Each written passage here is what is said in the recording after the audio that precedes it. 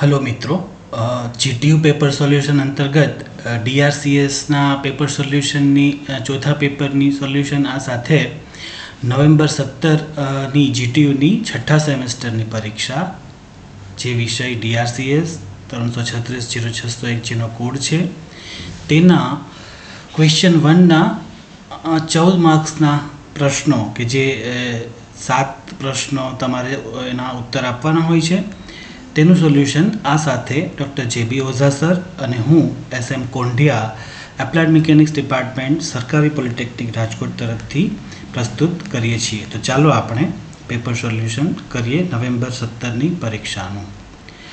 પ્રશ્ન 1માં આ રીતના 14 પ્રશ્નો 14 માર્ક્સમાં 10 પ્રશ્નો આપેલા હશે અને તેમાંથી તમારે 7 પ્રશ્નોનું ઉત્તર આપવાના છે. દરેક પ્રશ્નનું વેઇટેજ 2 માર્ક્સ છે. આ વખતે એમસીક્યુ ટાઈપના પ્રશ્નો હશે એટલે તમારે એને ટ્રિકી સોલ્વ કરવાના રહેશે, પરંતુ આપણે એને ટ્રેડિશનલી તમને સોલ્વ કરીને આપીએ છીએ ડિટેલમાં, જેથી કરીને તમને એમસીક્યુનું સોલ્યુશન સરળતાથી થઈ શકે. આ તમારા 10 પ્રશ્નો. હવે એને આપણે 1 બાય 1 સોલ્વ કરતા જઈએ. પહેલો પ્રશ્ન, લિમિટ સ્ટેટની વ્યાખ્યા આપો અને જુદા જુદા પ્રકારની લિમિટ સ્ટેટ લખો. આ વારંવાર પૂછાતો પ્રશ્ન છે. તો IS 456/2000ના પેજ નંબર 67ના ક્લોઝ નંબર 35.1માં તમને લિમિટ સ્ટેટની વ્યાખ્યા આપી છે. The acceptable limit for the safety and serviceability requirements before failure occurs is called a limit state. અને તેના પ્રકારો માટે મેઇન પ્રકાર 2 છે, લિમિટ સ્ટેટ ઓફ કોલાપ્સ અને લિમિટ સ્ટેટ ઓફ સર્વિસેબિલિટી.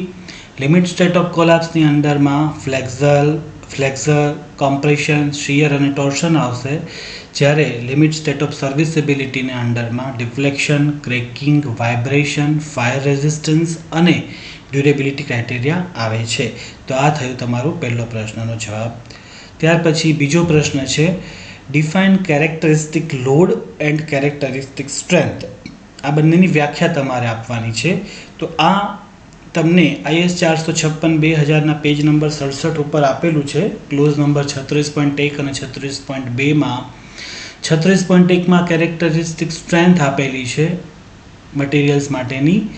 એમાં એની વ્યાખ્યા આ રીતના થશે, the term characteristic strength means that value of the strength of the material below which not more than 5% of the test results are expected to fall. આટલું તમારે લખવાનું થશે. અને ક્લોઝ નંબર 36.2માં કેરેક્ટરિસ્ટિક લોડ્સની ડેફિનેશન આપી છે. The term characteristic load means that value of load which has a 95% probability of not being exceeded during the lifespan of the structure.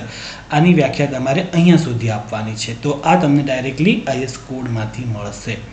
હવે question number 3, state span to depth ratio for different beams for span up to 10 metre. એટલે કે 10 metre સુધીની લંબાઈ ધરાવતા અલગ અલગ જુદા જુદા બીમ માટે તમારે સ્પાન અને ઊંડાઈનો ગુણોત્તર જણાવવાનો છે. આ તમને IS 456ના પેજ નંબર 37 પરથી મળશે. ક્લોઝ નંબર છે 23.2.1, જેમાં 10 મીટર સુધીના સ્પાન માટે અલગ અલગ પ્રકારના બીમ માટે સ્પાન ટુ ડેપ્થ રેશિયો આપેલા છે, જેમાં કેન્ટિલીવર માટે 7, સિમ્પલી સપોર્ટેડ માટે 20 અને કન્ટિન્યુઅસ માટે 26 વેલ્યુ આવે છે. જો તમને 10 મીટર કરતાં વધારે સ્પાન માટે આપેલું હોય તો તમારે એના પછીનો 23.2.2નો રેફરન્સ આપવાનો થશે અને એમાં જે કહ્યું છે તે મુજબ જવાબ આપવાનો થાય. પરંતુ અહીંયા 10 મીટર સુધીના સ્પાન માટેની વાત હતી.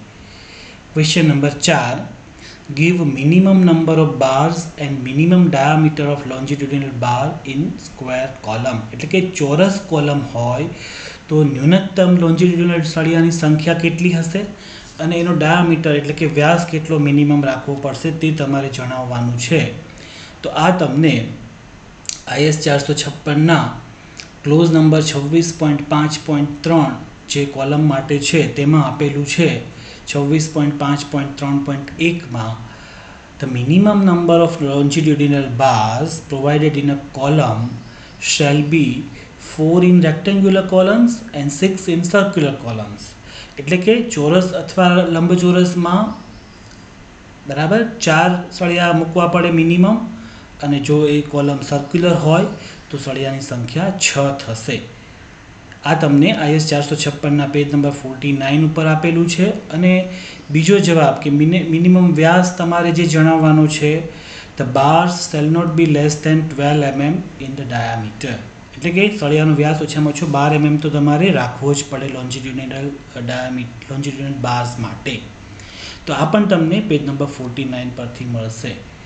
ક્વેશ્ચન 5, સ્લેબમાં મુખ્ય સ્ટીલ અને ડિસ્ટ્રીબ્યુશન સ્ટીલના સળિયા માટે મહત્તમ અંતરાલ જણાવો. State maximum spacing between bars of main steel and distribution steel in slab. તો આ તમને IS 456-2000ના પેજ નંબર 46ના ક્લોઝ નંબર 26.3.3 માં આપેલું છે કે ભાઈ maximum distance between bars in tension. તો મેન રેન્ફોર્સમેન્ટ માટે 3D અને 300 mm, જ્યાં D તમારી ઇફેક્ટિવ ડેપ્થ ઓફ સ્લેબ છે, આ બંનેમાંથી જે ઓછું આવતું હોય તે તમારે મેન રેન્ફોર્સમેન્ટ માટે રાખવું પડે. અને ડિસ્ટ્રીબ્યુશન સ્ટીલ માટે 5D અને 450 mm, આ બંનેમાંથી જે ઓછું આવતું હોય તે તમારે રાખવું પડે. હવે લેટેસ્ટ અમેન્ડમેન્ટ પ્રમાણે ડિસ્ટ્રીબ્યુશન સ્ટીલનો પણ ક્રાઇટેરિયા ચેન્જ થયો છે, પણ હાલમાં તમને IS 456-2000ના પેજ નંબર 46માં જે અત્યારે આપ્યું છે એ આ છે. તો આ રીતના તમારો જવાબ થશે. આ તમને જસ્ટ રેફરન્સ માટે ફોટોગ્રાફ્સ પણ બતાવ્યા છે કે મેક્સિમમ 3D એટલે કે કઈ રીતના એ હોઈ શકે, અને ડિસ્ટ્રીબ્યુશન સ્ટીલ પણ મેક્સિમમ 5D કઈ રીતના હોઈ શકે. 300 mm મેઇન સ્ટીલ માટે છે, 500 mm 450 mm ડિસ્ટ્રીબ્યુશન સ્ટીલ માટે છે. તો આ ફિગર અથવા ફોટોગ્રાફ જસ્ટ રેફરન્સ માટે છે. તમારે ઉપર જે આપ્યું છે તે જ તમારો જવાબ થશે. ક્વેશ્ચન 6માં તમારે સ્લેબ માટે ડિસ્ટ્રીબ્યુશન સ્ટીલના કાર્યો જણાવવાના છે. તો આ તમને અહીંયા જે આપેલું છે જવાબ એ મુજબ આપણે ચર્ચા કરીએ તો પહેલું ફંક્શન ડિસ્ટ્રીબ્યુશન સ્ટીલનું સ્લેબની અંદર છે to keep the main reinforcement in its position. Second, to reduce the temperature and shrinkage effects in slab. Third, cracks in the slab are formed only on the top, which can be neglected. Chothu, it distributes the load equally into the main bars, which reduces the effect of point load. તો આટલા functions તમારા distribution of સ્ટીલના slab માટેના થશે. Question 7, state minimum diameter of reinforcement bar for 160 mm thick slab. એટલે કે 160 mm જાડાઈનો slab છે એના માટે મહત્તમ સળિયોનો વ્યાસ કેટલો રાખશો. તો આ તમને પેજ નંબર 48 ઉપર આપ્યું છે IS 456-2000ના. એમાં ક્લોઝ નંબર 26.5.2.2માં maximum diameter, the distance of reinforcing bars shall not exceed 1/8 of the total thickness of the slab. એટલે કે સ્લેબની જે ટોટલ થિકનેસ છે એના 8મા ભાગનું જે માપ થાય એના કરતાં મહત્તમ સળિયાનો વ્યાસ વધવો જોઈએ નહીં. તો આ મુજબ આપણે ગણતરી કરીએ તો સ્લેબની થિકનેસ 160 આપી છે, ડિવાઇડેડ બાય 8 કરીએ એટલે કે 20 mm તમારો જવાબ આવશે. તો 20 mm થી વધુ તમે સળિયાનો ડાયામીટર રાખી શકો નહીં as per this clause. Question number 8, state maximum compressive strain in concrete in axial compression and you have to also define short column. એટલે કે અક્ષીય દાબમાં રહેલા કોન્ક્રીટ અવયવ માટે મહત્તમ દાબ વિકારની કિંમત જણાવવાની છે અને ટૂંકા કોલમની વ્યાખ્યા આપવાની છે. તો પહેલાં IS 456ના ક્લોઝ નંબર 38.1 મુજબ ફ્લેક્ઝર માટે એ વેલ્યુ આપી છે, the maximum compressive strain in concrete in axial compression is taken as 0.002. તો તમારો પહેલો જવાબ આ થશે. અને જે પેજ નંબર 70 ઉપર આપ્યો છે IS 456ના, ત્યાર પછી ટૂંકા કોલમની વ્યાખ્યા એમાં તમારે એ રીતના આપવાનું છે કે LE/D નો રેશિયો જે છે, LE એટલે ઇફેક્ટિવ લેન્થ, D એટલે depth of the slab beam, તો એ તમારો ratio less than or equal to 12 થાય અને LE બાય બીનો રેશિયો જે less than or equal to 12 થાય તો તમારો કોલમ જે છે તે શોર્ટ કોલમ કહેવાશે, જ્યાં ડી અને બી બંને ડાયામીટર રહેશે સર્ક્યુલર કોલમ માટે, બરાબર. અને જો રેક્ટેન્ગ્યુલર કોલમ હશે તો ડી તમારા ડેપ્થ ઓફ કોલમ થશે અને બી તમારા વિડ્થ ઓફ કોલમ થશે. તો આ થઈ શોર્ટ કોલમની વ્યાખ્યા, LE બાય ડીનો ratio less than or equal to 12. Question number 9. What is the design strength of M20 concrete grade section having 0.8% tensile steel? M20 concrete grade વાળા સેક્શન માટે તમારે 0.8% તણાવ સ્ટીલ હોય તો ડિઝાઇન શિયર સ્ટ્રેન્થ કેટલી થશે તે શોધવાનું છે. તો પીટીના પર્સન્ટેજ 0.8 આપ્યા છે, કોન્ક્રીટનો ગ્રેડ M20 છે. તમારે IS 456નો પેજ 73 રેફર કરવાનું છે, જેમાં ટેબલ 19 આપ્યું છે. એમાં તમે જે 5મા સેમેસ્ટરમાં ઇન્ટરપોલેશન જે શીખી ગયા એનો ઉપયોગ કરીને તમારે ઇન્ટરપોલેશન દ્વારા શિયર સ્ટ્રેન્થ ઓફ બીમ મેળવવાની છે. તો અહીંયા તમે જોઈ શકો છો 0.8% આપ્યું છે, તો 0.75 અને 1 આ બંનેની વચમાં તમારે ઇન્ટરપોલેશન કરવાનું છે. M20નો ગ્રેડ આપ્યો છે તો તમારે સેકન્ડ કોલમ લેવાની છે. સેકન્ડ કોલમની છેલ્લી બે વેલ્યુઝ એટલે કે 0.56 અને 0.62 વચ્ચેનું ઇન્ટરપોલેશન કરશો તો તમારો જવાબ આવશે 0.572 ન્યૂટન પર mm². તો આ તમારા 9મા પ્રશ્નનો જવાબ થશે.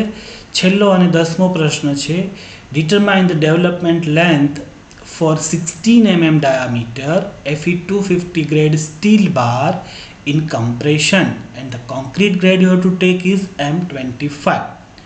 તો ડેવલપમેન્ટ લેન્થ માટે IS કોડ 456ના પેજ નંબર 42 ઉપર એક ઇક્વેશન આપેલું છે, LD બરાબર 5 × σs divided by 4 times tau BD.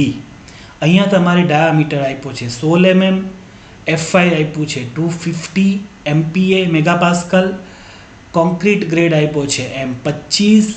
તો એના માટે તમને કોમ્પ્રેશન ઝોનમાં સળિયો હોય એવી વાત કરી છે. તો કોમ્પ્રેશન માટે હોય તો ટાઉ બીડીની વેલ્યુ 1.25 મલ્ટીપ્લાય કરવી પડશે. તમારા સ્ટીલ અને કોન્ક્રીટના ગ્રેડ મુજબ વેલ્યુ 1.4 આવે છે, એને 1.25 વડે મલ્ટીપ્લાય કરશો એટલે તમારો આન્સર થશે 1.75 ટાઉ બીડીનો. ત્યાર પછી સિગ્મા એસ થશે તમારું માઇલ્ડ સ્ટીલ છે એટલે 0.87 FY, એ મુજબ 217.5 મેગાપાસ્કલ થશે. અને આ તમામ વેલ્યુને તમે LDના ઇક્વેશનમાં મૂકી અને સાદુરૂપ આપશો તો તમારી ડેવલપમેન્ટ લેન્થ 497.14 mm થાય છે. આ એક મેથડ થઈ. IS 456 ઉપરથી તમે સૂત્રની ગણતરી કરી.